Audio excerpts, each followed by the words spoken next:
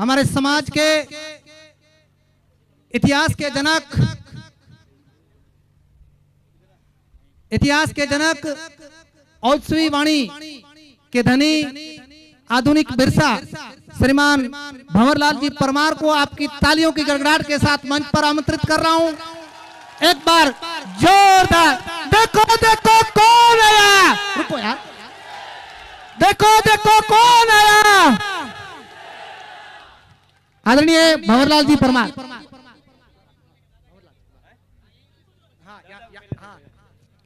My name is Parche. I study in LKS class. I listen to your poem.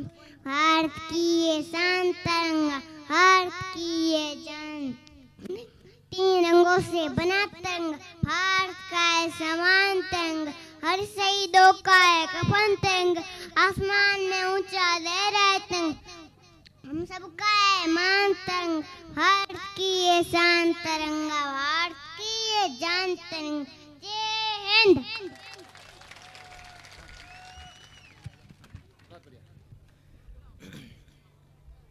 जय जोहार दोस्तों, जय आदिवासी, जय भील प्रदेश। दोस्तों, आज मारवाड़ की धरती पर हम सबको आप सबने आमंत्रित किया और हमारे डूंगरपुर से तो साथी आए ही हैं, उदयपुर से भी साथी आए हैं, सिरोही से भी साथी आए हैं, पाली, जालौर, जोधपुर और बाड़मेर के साथी तो हैं ही सही। हमारे निकट धानेरा से भी कुछ साथी यहाँ पर आए हैं, गुजरात से।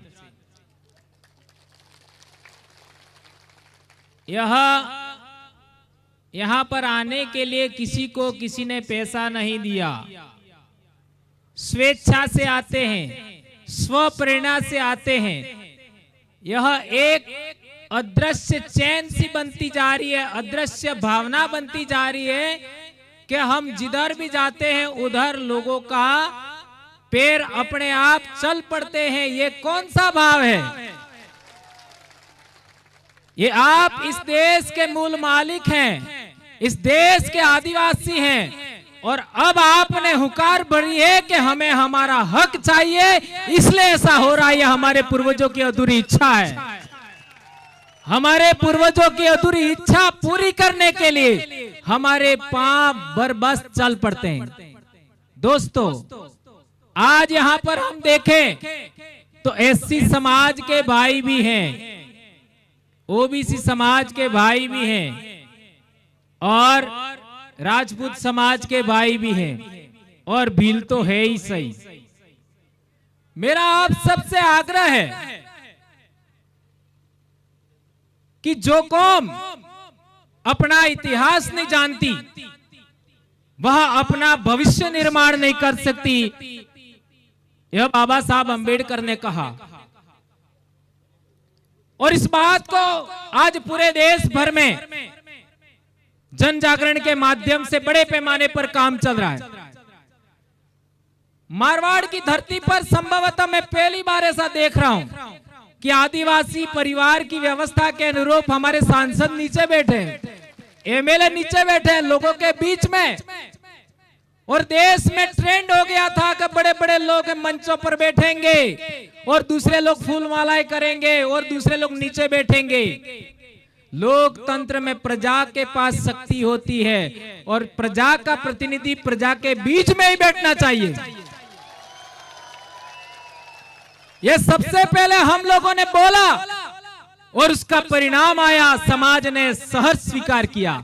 आज हमारे मंचों पर हमारे बाप दादे बैठते हैं, हमारे बाप दादे जिनका खून हमारे अंदर मौजूद है, जिन्होंने इतिहास रच के गए हैं, जिन्होंने हमारे स्वाभिमान गर्व गौरव का एक इतिहास रचा है, उन आदर्श पुरुषों का स्थान हमारे से थोड़ा सा ऊपर होना चाहिए। ये पूर्वज पूजा का सिद्धांत है और उस पूर्वज पूजा के सिद्धांत को हमने एक्सेप्ट किया है। इसके लिए मंच पर हमारे बाप दादे बैठते हैं, हम नहीं बैठेंगे, ये बात हमें स्वीकारनी है। दोस्तों, आदिवासी कौन? तो कई सारी बातें आएगी, जिनका जीन, जिनका डीएनए यहाँ के लोगों से का हो, यहाँ जो पैदा हुए, कहीं बाहर से आए नहीं, कहीं बाहर गए नहीं, वो आदिवासी है। ये बात तो हम जानते हैं। लेकिन आदिवासी की एक सबसे बड़ी विशेषता क्या है? आदिवासी एक सबसे बड़ी विशेषता है, वह हर काम, हर निर्णय समूह में करता है। वो अकेले एक आदमी के निर्णय के आधार पर कभी नहीं चलता है। यह आदिवासियत है, यह सामुदायिकता आदिवासियत है। और एक दूसरी बात, आदिवासी अपने पास जमीन भी होती है और किसी के पास जमीन नहीं है, कोई संकटग्रस्त है, उस समाज को भी अपने पास रखता है और अपने हिस्सा देता है और अपने बराबरी के आधार पर उसका मान सम्मान बढ़ाता है। उसको कहते हैं आदिवासियत। और एक बात आपने देखा होगा, आदिवासी समाज का पूजा पद्धति होता है, उसके अंदर महिला को भी बराबरी का सम्मान होता है, आदमी को भी बराबरी का सम्मान होता है। आदिवासियों में कोई बड़ा नहीं होता, कोई ऊंचा नहीं होता, कोई छोटा नहीं होता। ये आदिवासियत में ऊंच नीच, जाति व्यवस्था, वर्ण व्यवस्था नहीं होती है। मैं एक शिक्षक हूं और आप लोगों ने देखा होगा 8वीं क्लास के अंदर आज का सामाजिक ज्ञान पढ़ लीजिए, उसमें आदिवासी का पाठ है। उसके अंदर क्या लिखा है? आदिवासी वे लोग हैं जो राजाओं के शासन में नहीं आते हैं, जो जाति व्यवस्था में नहीं आते, जो वर्ण व्यवस्था में नहीं आते। आदिवासियों का धर्म हिंदू, इस्लाम, ईसाई सबसे अलग है। यह 8वीं क्लास में लिखा हुआ है। तो किसका इंतजार कर रहे हो आप लोग? हमें किसी का झोला उठाने की जरूरत नहीं है, किसी की चादर बिछाने की जरूरत नहीं है। हम इस देश के मालिक हैं, हम इमिग्रेंट्स पीपल नहीं है, हम इंडिजिनस पीपल है। हमें मालिक की तरह सोचना होगा, हमें राजा की तरह सोचना होगा, हमें मजदूर की तरह नहीं सोचना है। ये बात याद रखनी है दोस्तों। एक बात, भील समाज समस्याग्रस्त है, ये तो हम जानते हैं। मेघवाल समाज समस्याग्रस्त है या नहीं है? है या नहीं है? है। जाट समाज समस्याग्रस्त है या नहीं है? है। न्यूनाधिक तो होगा। यस। और राजपूत समाज समस्याग्रस्त है या नहीं है?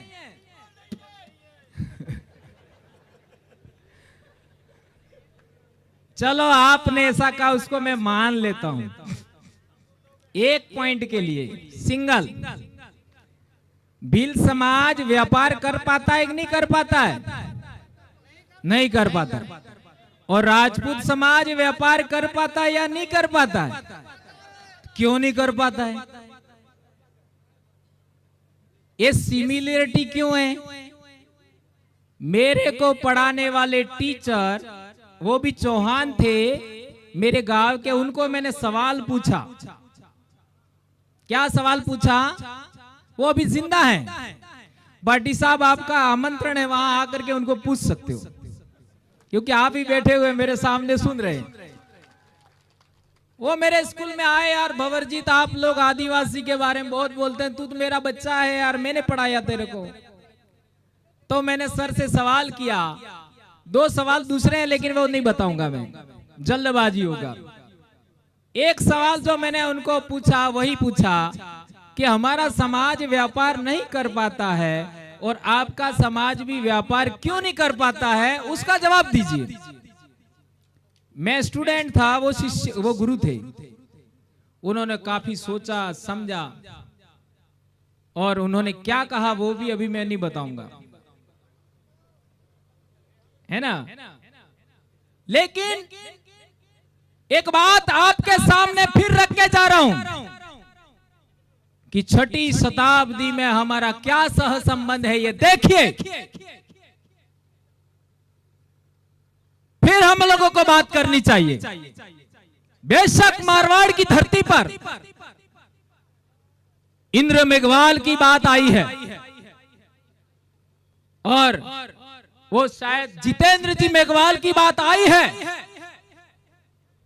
कार्तिक भील की बात आई है, हमारे उदयपुर में पूजा भील की बात आई है, हम बेशक जानते हैं, लेकिन हम लोगों को समस्या को समझना है। मैं इतिहास का स्टूडेंट हूं और मेरी जिंदगी मैंने इतिहास के पीछे लगाई है, तो मैं कहना चाहता हूं इतिहास समझिए, और इतिहास के आधार पर मैं ये भी स्वीकारता हूं, मानता हूं कि राजपूत समाज भी समस्याग्रस्त है। भले आप लोग समझ लीजिए, कोई दिक्कत नहीं है। यदि राजपूत समाज समस्याग्रस्त नहीं होता तो गुजरात में शेखावत जी का पगड़ी क्यों उछाला?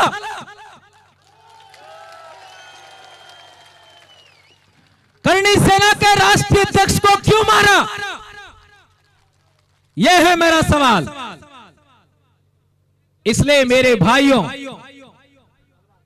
बल से काम नहीं लेना है, दिमाग से काम लेना है, बुद्धि से काम लेना है।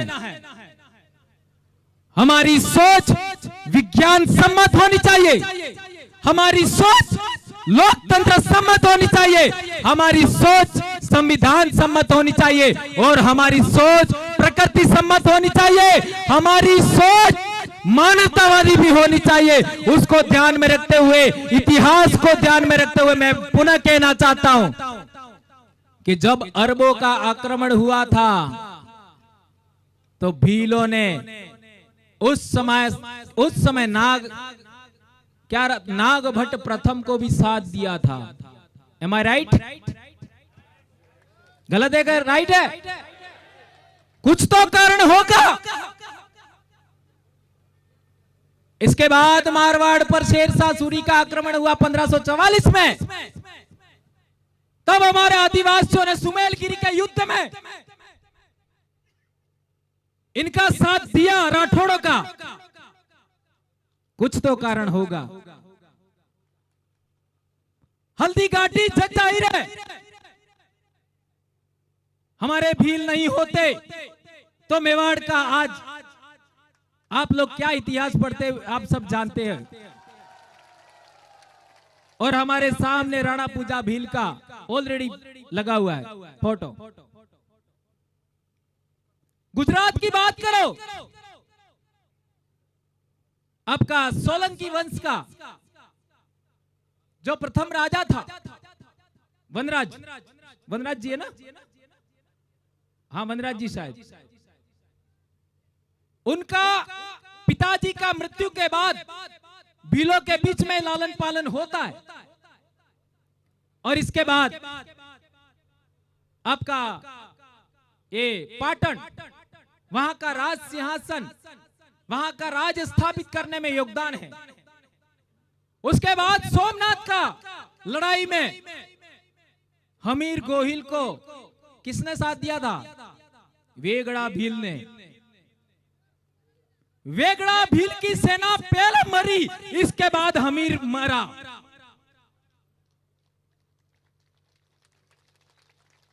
इसलिए मेरा पुनः सवाल है, राजपूत समाज व्यापार नहीं कर पाता है, भील समाज भी व्यापार नहीं कर पाता है, उसका कारण क्या?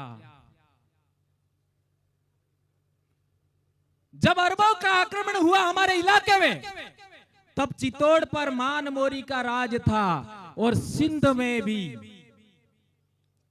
मान मोरी के परिवार का ही राज था।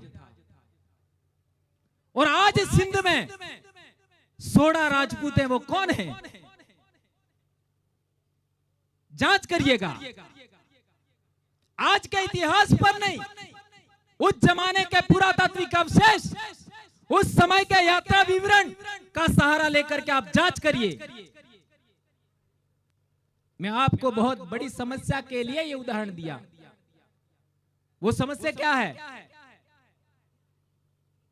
वो समस्या यह है कि हमारी आपसी गुत्थम गुत्था में एक दूसरे को पछाड़ने के चक्कर में हम राजा से रंक हो गए,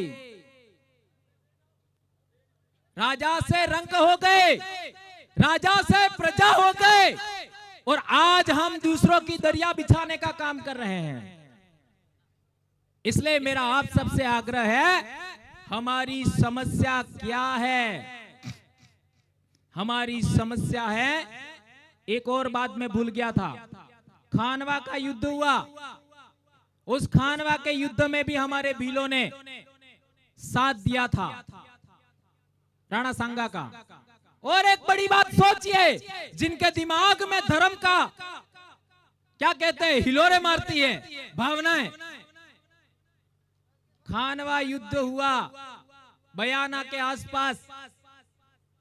उस युद्ध में सेनापति कौन था?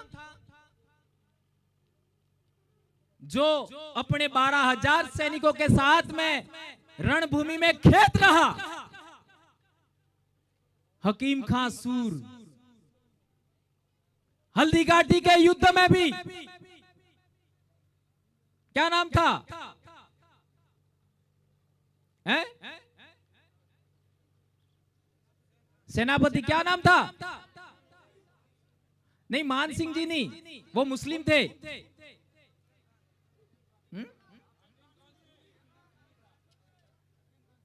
हकीम खां सूर उधर था खानवा में।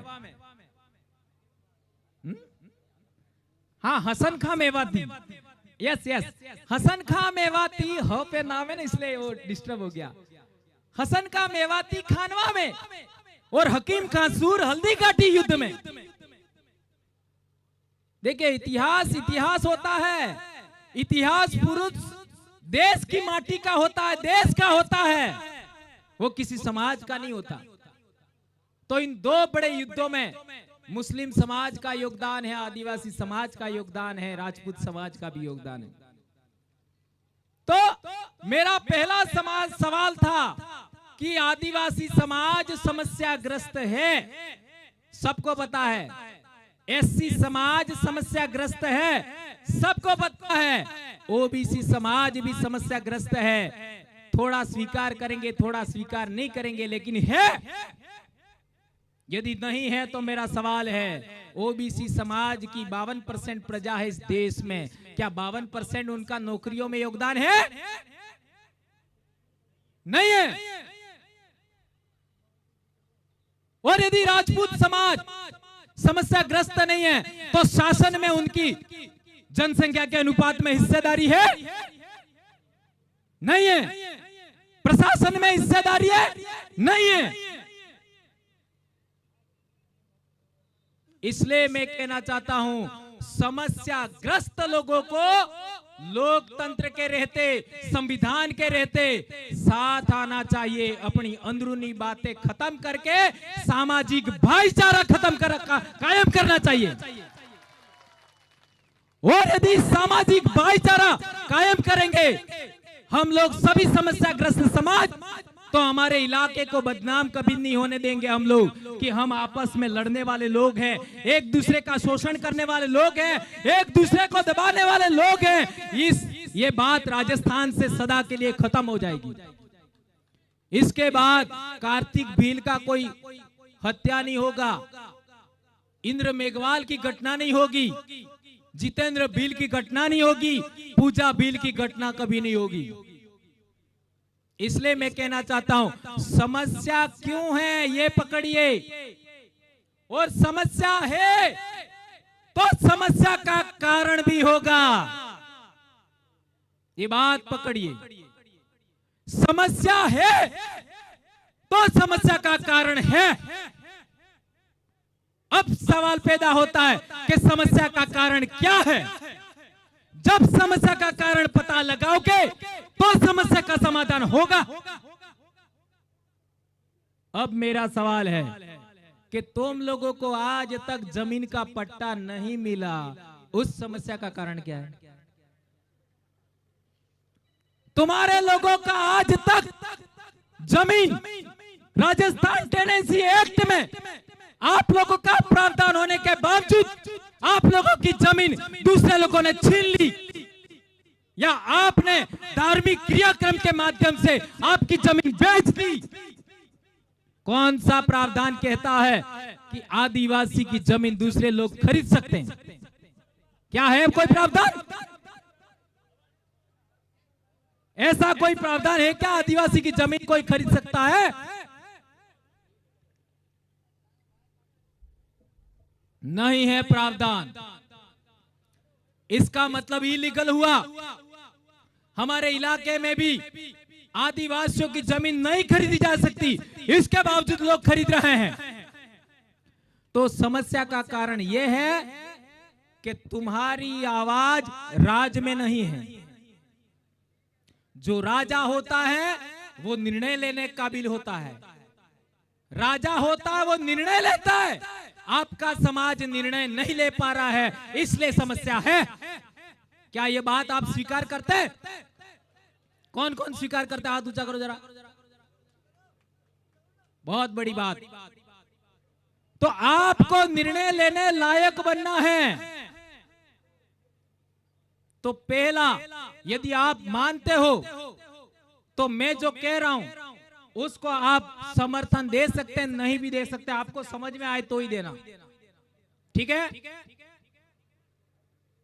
आदिवासी समाज की जमीन का रक्षण करने का आश्वासन दे, उसी को ही ठप्पा लगाना चाहिए। क्या ऐसा होना चाहिए? है? समझ में आया कि नहीं? आदिवासियों की जमीन का रक्षण करने का आश्वासन दे, और वो किस पर देना चाहिए? है? कागज पर के मुंह जबानी? कम से कम स्टाम्प पेपर तो होना ही चाहिए। होना चाहिए। इस तरीके की बात रखनी होगी आपको। हमने हमारे इलाके में ऐसा ही बातें रखी थी सबसे पहले। आदिवासियों का रक्षण सबसे पहले, और वो भी यह आश्वासन हमको राजनेताओं से चाहिए, क्योंकि शासन में वो बैठते हैं। दूसरी बात, आदिवासियों की एट्रोसिटी होती है तो वो नेता वहां खड़ा रहना चाहिए हमारे पक्ष में। ऐसा होना चाहिए कि नहीं होना चाहिए? हमारे इलाके में भी नहीं होता है, लेकिन अब धीरे धीरे फिजा बदलने लगी है। तो यदि ये दूसरी बात भी आप स्वीकार करोगे तो आपके इलाके में भी ये बात होगी। तीसरी महत्वपूर्ण बात जिसको लेकर आज मीटिंग है, मैं ऐसा कहना चाहता हूं कि इस इलाके में ही भील समाज का दिक्कत नहीं है। जो हमारे चंबल और बनास नदी की घाटी है, उस इलाके में भी आदिवासी लोग परेशान हैं। अजमेर भीलवाड़ा के आसपास भी लोग परेशान हैं। उनका भी ऐसी तरीके की मांग है। तो महाराष्ट्र का उदाहरण देता हूं मैं।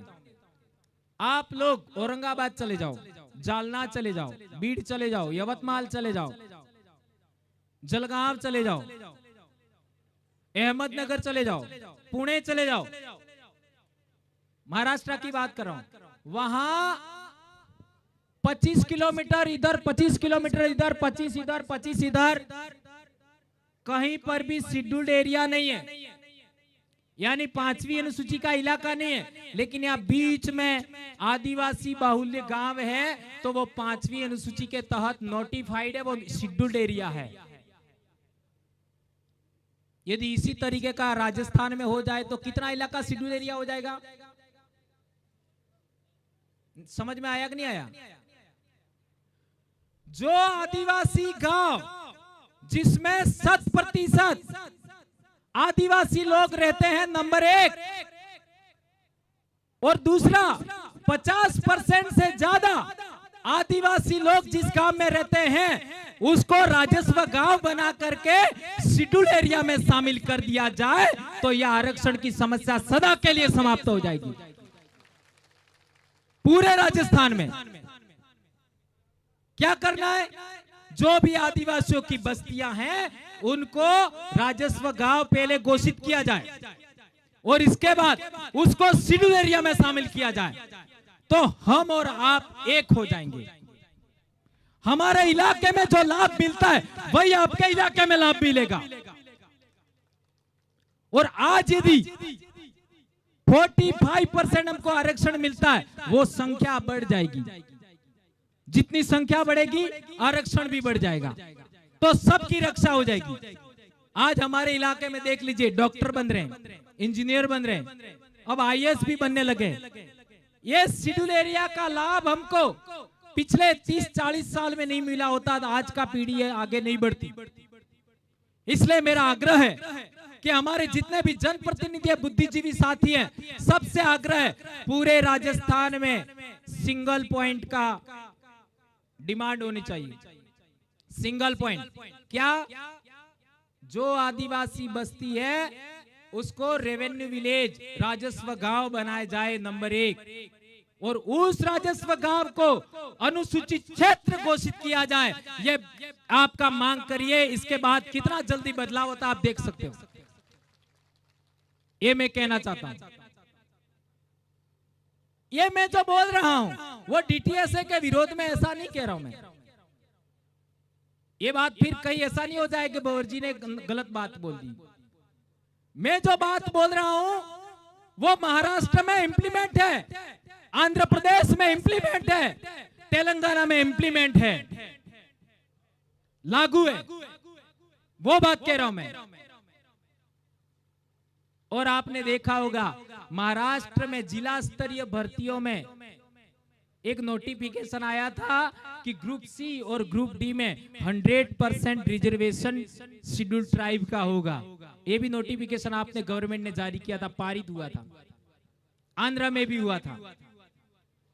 इसलिए अनुच्छेद 244(1) के अधिकारों का प्रावधानों पर हम लोग थोड़ा सा अध्ययन करें और उसके अकॉर्डिंग हम लोगों को ये डिमांड जो मैंने बताई इस तरीके करते हैं तो हमें एक बड़ी सफलता मिल सकती है, ऐसा मुझे लगता है। और हम लोग सभी एक हो जाएंगे पूरे राजस्थान में।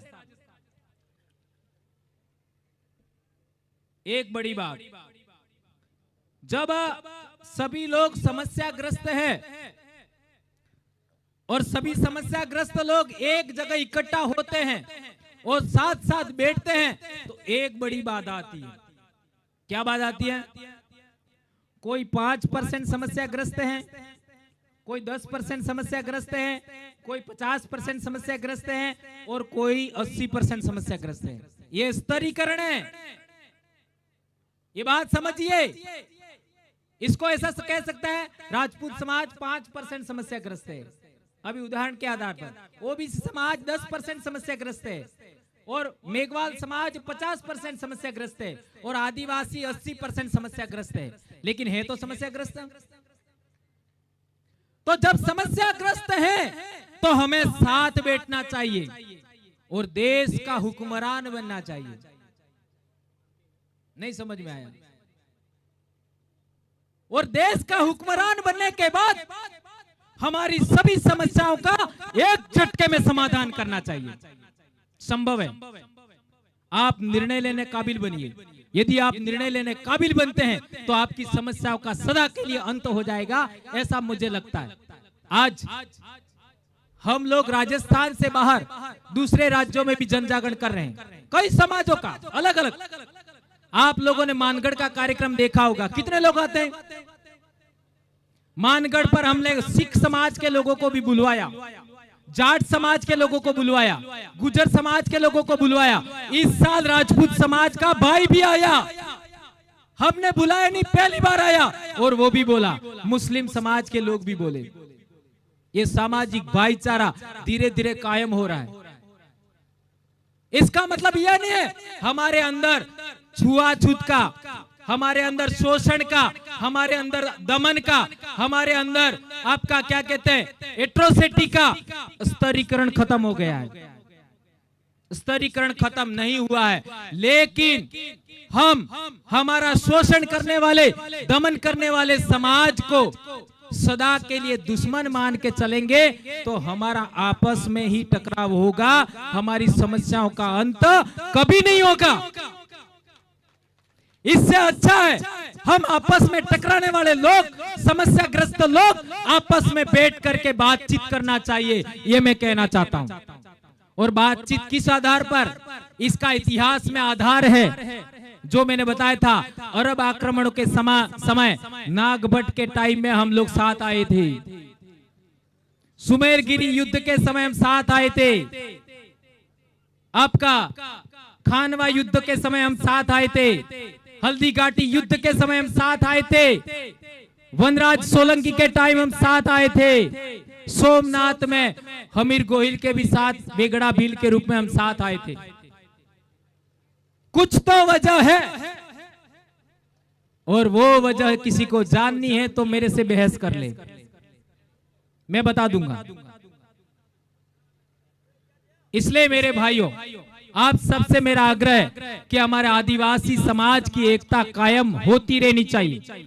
और एक बड़ी बात मैं कहना चाहता हूं कि आज की तारीख में हमारे बीकानेर संभाग में जो नायक समाज है वो कौन है? भील है। देख लीजिए खाजा नायक, ये मध्य प्रदेश में नायक हैं, वो भील है। गुजरात में रूप सिंह भील और आपका परमेश्वर नायक, ये दोनों नायक लगाते हैं, रूप सिंह नायक, परमेश्वर नायक। और महाराष्ट्र में पिछले दिनों हम गए थे, है ना, तो वहां पर राघोजी आपका क्या नाम है, राघोजी भांगरे, और अभी हम लोग एक और मूर्ति का स्थापना वहां करके आए हैं, है ना, भागोजी नायक, यानी नायक बीकानेर से लगा करके महाराष्ट्र के अहमदनगर तक नायक नायक नायक आदिवासियों में मिलता है। तो राजस्थान में जो भील समाज का एक हिस्सा एससी समाज में चला गया नायक के रूप में, वो बीकाजी जो राठौड़ थे उसके जमाने से, तो उनको भी हमारे समाज के अंदर शामिल किया जाना चाहिए। एम आई राइट? क्या इसका आप समर्थन करते? तो मेरे कहने का मतलब यह है कि आपको समस्याएं समझने के लिए, समस्याओं का समाधान समझने के लिए इतिहास को आधार मानना होगा। मेरी सबसे बड़ी ताकत है इतिहास, और इतिहास की वजह से इतने लोगों को हम जोड़ने में कामयाब हुए हैं। इतिहास की कड़ियों को हमें समझना पड़ेगा। और मैं कहना चाहता हूं कि 6ठी शताब्दी में हमारे पूर्वज राजा थे, वो कौन से धर्म को मानते थे, ये आज से रिसर्च करना।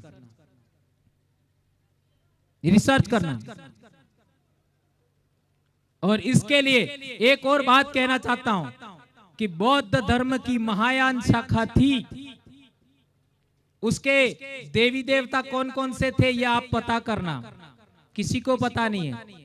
उनके धर्म ग्रंथ कौन कौन से थे ये पता करना, किसी को पता नहीं है। यहाँ बैठे हुए किसी भी आदमी को ये पता नहीं है। बोलो, ये पढ़िए और सच्चाई जानिए। जैसा नक्ताराम जी ने कहा था, हमें नास्तिक नहीं बनना है, हमें आस्तिक नहीं बनना है, हमें वास्तविक बनना है। इसी तरीके से हमें वास्तविक इतिहास जानना है, काल्पनिक इतिहास नहीं मानना है। पुरातत्व के आधार पर प्रमाणित वास्तविक इतिहास को हमें स्वीकार करना है। यह बात हमें समझना पड़ेगा। इसलिए दोस्तों, आप सबने मेरी बातें सुनी, कितनी बातें आपको समझ में आई मुझे नहीं पता, लेकिन आप मेरी बातों को समझेंगे ऐसी मैं आशा अपेक्षा करता हूं। और आने वाले समय में हमारा इसी तरीके का कार्यक्रम बालोतरा में भी होना चाहिए। हो सकता है? हो सकता है क्या? तो इसकी तैयारी आज से शुरू करो, हम आने के लिए तैयार हैं। इसी तरीके का कार्यक्रम पाली में भी होना चाहिए, जालोर में भी होना चाहिए, और लास्ट में जोधपुर में भी होना चाहिए। ये कह रहे कल ही कार्यक्रम है। जैसलमेर में भी होना चाहिए, जहां भील रहता है वहां होना चाहिए। जय भील प्रदेश का नारा ऐसे थोड़ी दिया है। इसलिए आप सबसे मेरा आग्रह है कि इस कौम को जोड़ने में, हमारी कौम जुड़ेगी तो दूसरी कौमें भी हमारे साथ आएगी। एससी भी साथ आएंगे, ओबीसी भी साथ आएंगे, और जाट तो ऑलरेडी कबीलाई कौम है, गुजर कबीलाई कौम है, सभी राजपूत समाज भी साथ आएगा, ऐसा मेरे को दिखता है ना। इतिहास के आधार पर मेरी तीसरी आंख भी है। ऐसा कह दिया, थोड़ा गड़बड़ हो गया। लेकिन मैं 2015 में जैसा सोचता था ऐसा हो गया। मैंने सोचा था कि मैं जब 50 साल का होऊंगा तब क्या होना चाहिए वो हो गया। और हजारों लोग हमको रोकने का प्रयास करते हैं। जो लोग हमको रोकने का प्रयास करते हैं वो स्वयं रुक जाते हैं। इसलिए मैं कहता हूं भील पूर्वजों की अदृश्य शक्ति हमारे साथ काम करती है। ये भील पूर्वज हमारे भगवान है, ये भील पूर्वज हमारे ईश्वर है। और मैं कहता हूं जो जिंदा इंसान है उस जिंदा इंसान के साथ में हमें सबका कल्याण करने वाली संस्कृति, सबके साथ भाईचारा कायम करते हुए, सबके साथ न्यायपूर्ण व्यवहार करते हुए हमें राष्ट्र का निर्माण करता है, आदिवासी राष्ट्र का निर्माण करना है। ये बात मैं कहना चाहता हूं। जय आदिवासी, जय जोहार, जय भील प्रदेश, जय भारत, जय संविधान, जय बिरसा मुंडा, जय टंट्या भील, जय रणा पूजा भील। धन्यवाद।